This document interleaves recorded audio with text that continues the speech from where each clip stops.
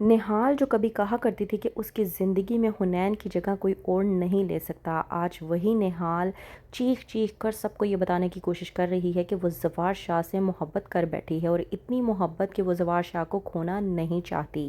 ڈرامے کے next episode میں آپ لوگ دیکھیں گے کہ شباب کو جب معلوم ہوتا ہے کہ نہال ماں بننے والی ہے تو دوسرے ہی پل وہ لے جاتی ہے نہال کو اس کی ماں کے گھر اور چھوڑ آتی ہے، جا کر کہتی ہے نہال کی ماں کو کہ میں تمہاری بیٹی تمہیں واپس کرنے کے لیے آئی ہوں، مجھے جو چاہیے تھا اس سے وہ بہت جلد مجھے اس سے وصول ہو جائے گا، اب اس کی اس گھر میں کوئی گنجائش نہیں ہے۔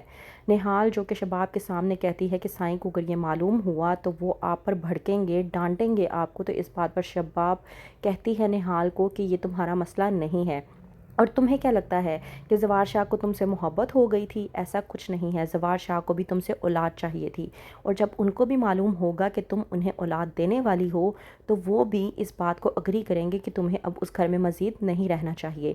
جیسے ہی سنتی ہے نہال یہ بات، اس کے تو پیروں تلے سے ہی زمین نکل جاتی ہے کہ آخرکار شباب یہ کیا کہہ کر چلی گئی۔ جب چلی جاتی ہے شباب تو وہیں پر نہال کا باپ بھڑکتا ہے اور کہتا ہے کہ یہ لڑکی تو ہے ہی منحوس، جس گھر میں بھی یہ قدم رکھتی ہے وہاں پر بربادی شروع ہو جاتی ہے۔ ارے ہم نے کیا سوچا تھا کہ اس کی شادی زوار شاہ سے ہوئی ہے تو کچھ سکون ہمیں بھی ملے گا، لیکن یہ لڑکی تو ابھی سے ہی اس کو اولاد دے کر ہمیں محرومیوں میں پھر سے جھونکنا چاہتی ہے۔ یہ بات سننے کے بعد نہال بے حد بھڑکتی ہے اور اپنے باپ کو کہتی ہے کہ بس بہت ہوا، بہت برداشت کر لیا ہے میں نے تم لوگوں کو، اب اور مزید میں برداشت نہیں کروں گی۔ نہال جو کہ اپنے کمرے میں جاتی ہے، اس کی ماں اس کے پیچھے جاتی ہے اور بات کرنے کی کوشش کرتی ہے، کہتی ہے نہال کہ میں تھک چکی ہوں، کیا یہی میرا نصیب ہے کہ ملنا اور بعد میں بچھڑ جانا؟ کیا پل بھر کی محبت ہی میرا نصیب ہے؟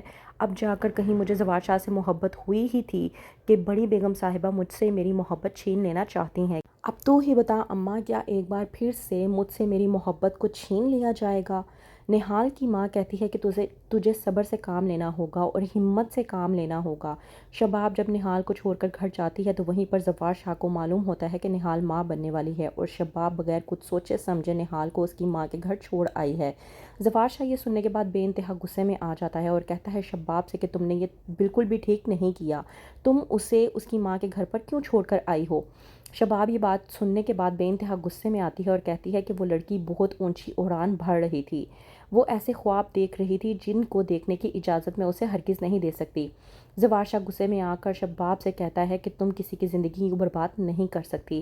اس بات پر شباب کو غصہ آتا ہے اور وہ زوار شاہ پہ بھڑکتی ہے، کہتی ہے کہ وہ لڑکی جو میری زندگی برباد کر رہی تھی، کیا آپ کو وہ نظر نہیں آ رہا؟ وہ مجھ سے میری محبت چھین رہی تھی۔ کوئی بھی لڑکی اپنی محبت کو قربان نہیں کرتی، لیکن میں نے اپنی محبت کو قربان کیا تاکہ آپ کو اولاد دے سکوں، اور آپ میرے ساتھ کیا کر رہے ہیں؟ اس لڑکی کی خاطر آپ میرے ساتھ ٹکرا کر رہے ہیں۔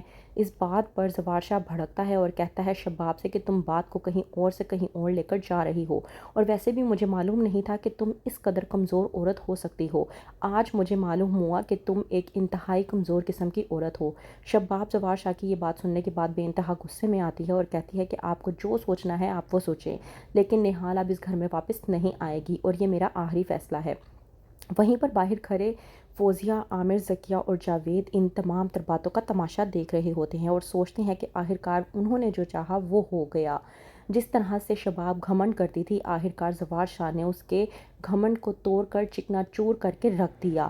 تو کیا کرے گا زوار؟ کیا شباب کی بات مان کر نہال کو اس کی ماں کے گھر پر ہی رہنے دے گا یا پھر اسے جا کر اپنے ساتھ واپس لے آئے گا؟